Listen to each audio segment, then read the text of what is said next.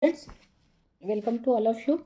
In today's session, we will study now the protein synthesis and start from the central theme of the protein synthesis, that is called the central dogma of protein synthesis by the Watson and Crick.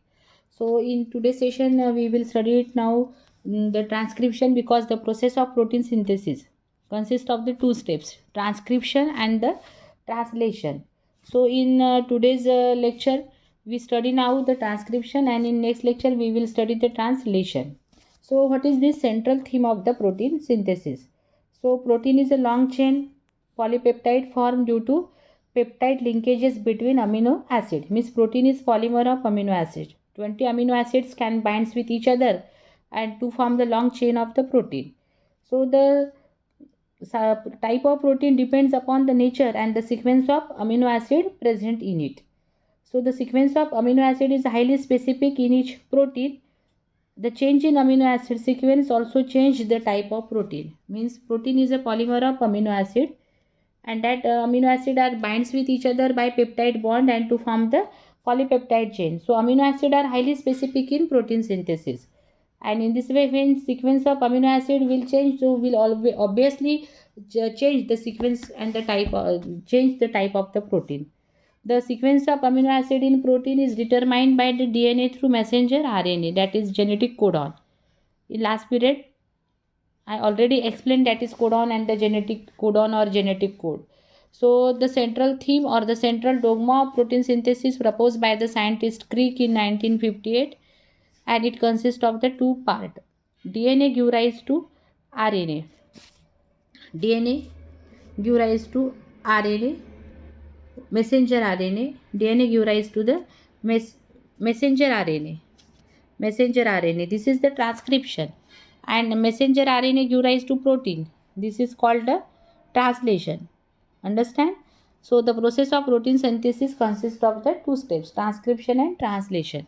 So the component involved in protein synthesis. The process of protein synthesis is anabolic process, means it is a constructive process. There are mainly the two kind of process, catabolic and anabolic. When there is a destruction takes place, that is catabolism, and synthesis takes place is anabolism. So components of the protein synthesis consist of 20 different type of amino acid. DNA to provide the base sequence.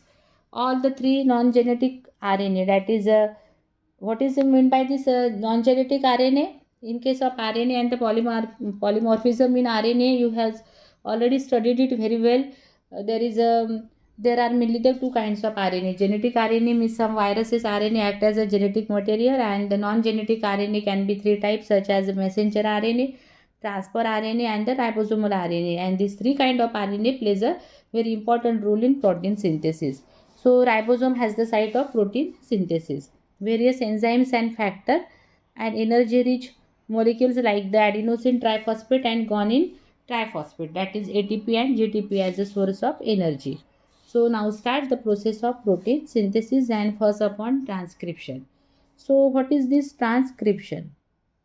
Transcription is the first steps in protein synthesis, in which the DNA give rise to messenger RNA by using its sense strand. Means DNA consists of the two strand. So the strand which involved in synthesis of RNA, that is sense strand or coding strand, and other strand not involved in RNA synthesis called the anti-coding strands or the. So now start the transcription. Transcription is the first steps in protein synthesis, in which the DNA molecule produces the messenger RNA by using its sense strand in presence of the DNA dependent RNA polymerase. This is very important enzyme, DNA dependent RNA polymerase. The DNA strand which is used for the synthesis of messenger RNA called the sense strand or template strand, which is oriented in 3-5- direction, while the other strand not participating in RNA synthesis called antisense strand or antisense strand or non-template strand, which has the orientation 5-3-.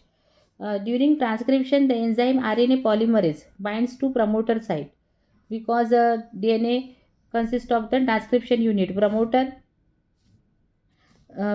present at the upstream process and brings about the initiation process.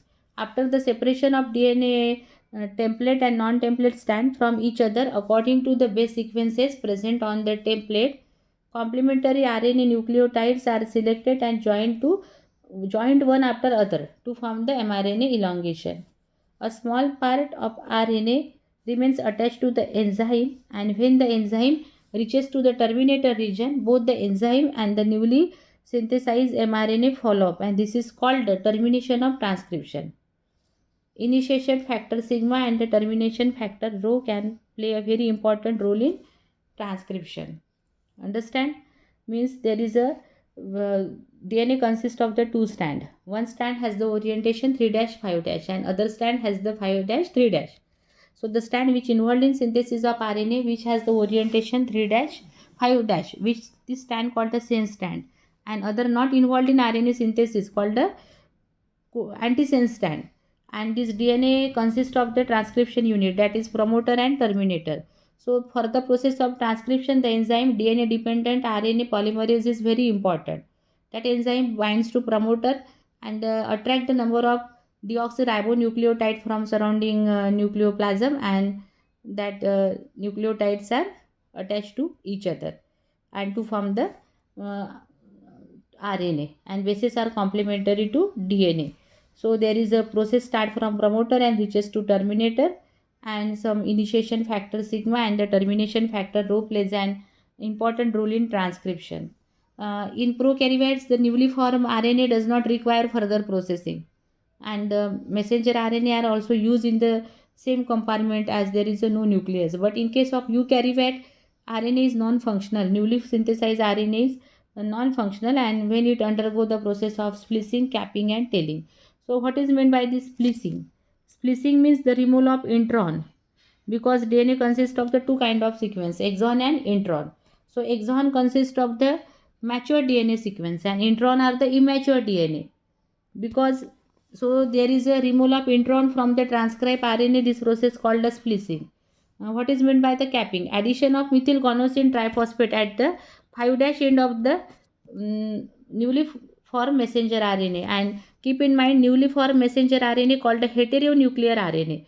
Newly formed messenger RNA is called the heteronuclear RNA, and the addition of the methyl guanosine triphosphate at the 5' end of the 5' end of the heteronuclear RNA. This process called the capping. And what is the tailing? Tailing means there is a addition of polyadenylate residue, okay, at the 3' end of the newly produced messenger RNA, addition of polyadenylate residue, that is called the tailing. And in eukaryotes, newly formed messenger RNA in nucleus moves in the cytoplasm and go to the ribosome, that is the site of protein synthesis. So here finish the first process, that is the transcription, and now in next lecture we will study the second part, that is a translation. So are you